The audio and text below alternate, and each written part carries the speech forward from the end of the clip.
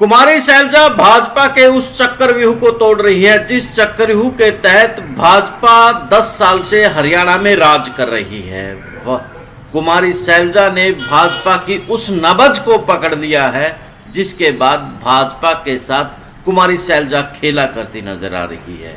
आखिर कौन सा वो खेल कुमारी शैलजा कर रही है जिसके कारण से उसकी लोकप्रियता बढ़ती जा रही है और भाजपा के लिए मुसीबत बनती जा रही है, तो वहीं अशोक तंवर के लिए संकट बनकर खड़ी हो गई है।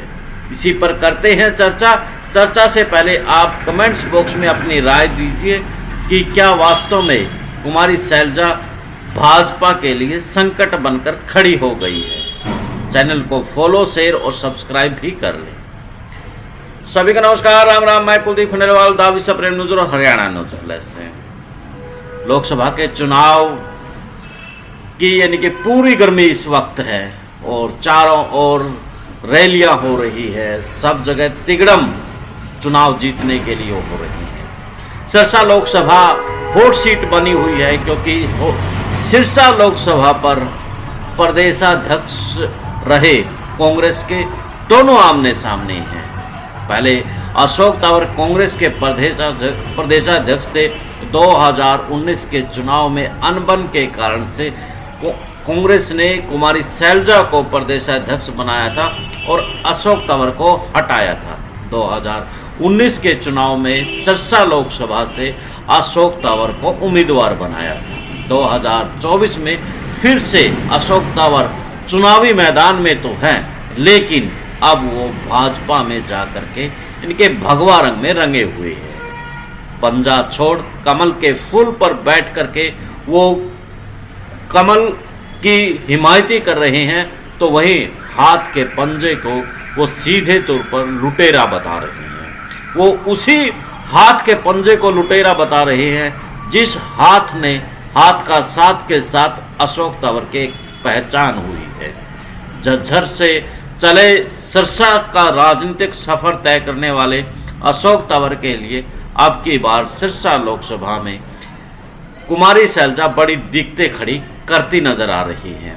चर्चाएं जब इस मामले में नुक्कड़ गली पर मिली तो यही मिली कि अशोक तंवर के लिए कुमारी शैलजा बड़ी मुश्किल खड़ी करेगी। कुमारी शैलजा ने अब जिस प्रकार से गुपचुप तरीके से अपनी रणनीति बना करके बिना ताम झाम के लोगों से मिल रही है, वो आधा लोगों को पसंद आ रही है, क्योंकि ताम झाम के साथ लोग अब मिलना नहीं पसंद करते। अपनी बात वो अकेले में रखना पसंद करते हैं, वो नेता से जुड़ना पसंद करते हैं। वही रणनीति कुमारी शैलजा के इस वक्त काम आ रही है। अब बात करते हैं भाजपा के उस चक्रव्यूह को तोड़ने की जिसके कारण से कुमारी शैलजा दिन प्रतिदिन यानी कि राजनीति का सूर्य उदय कर कांग्रेस का उदय करते नजर आ रही है। भूपेंद्र सिंह हुड्डा पर जिस प्रकार से आरोप लग रहे हैं कि वो ईडी के डर से कहीं ना कहीं भाजपा को जितवाने के लिए लगे हुए हैं, उन आरोपों का फायदा कहीं ना कहीं कुमारी शैलजा को होता नजर आ रहा है। और कुमारी शैलजा जो भाजपा ने काट बनाई थी, यानी कि एक वर्ग बनाम 35 वर्ग, तो उस 35 वर्ग में भी एक अब खुशी की लहर है कि हमें अपना नेता कांग्रेस में मिल गया है। तो जिसका फायदा सीधा सीधा कुमारी शैलजा को होता नजर आ रहा है। यानी कि हरियाणा की राजनीति की बात करें तो एक वर्ग बनाम 35 वर्ग की जो राजनीति खड़ी की गई थी, जिसमें कांग्रेस की तरफ एक वर्ग तो 35 वर्ग भाजपा की तरफ नजर आ रही थी, लेकिन कुमारी शैलजा ने खेल बिगाड़ दिया, भाजपा के चक्रव्यूह को तोड़ दिया है।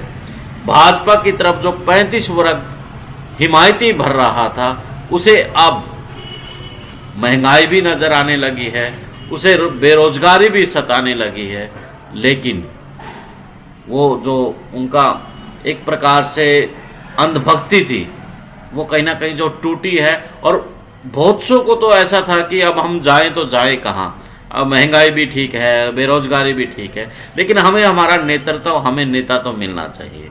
वो कहीं ना कहीं कुमारी शैलजा में अब नजर आ रहा है। भाजपा के चक्रव्यूह और ध्रुवीकरण तोड़ने में कुमारी शैलजा ने गुपचुप तरीके से जो रणनीति अपनाई है उसे भाजपा भी परेशान नजर आ रही है। हालांकि अभी भी भाजपा उसी वोट बैंक के सहारे अपना जो 2024 की 10 सीटों को लेकर के पूरा हुंकार भर रहा है कि हम 10 की 10 सीटें जीतेंगे।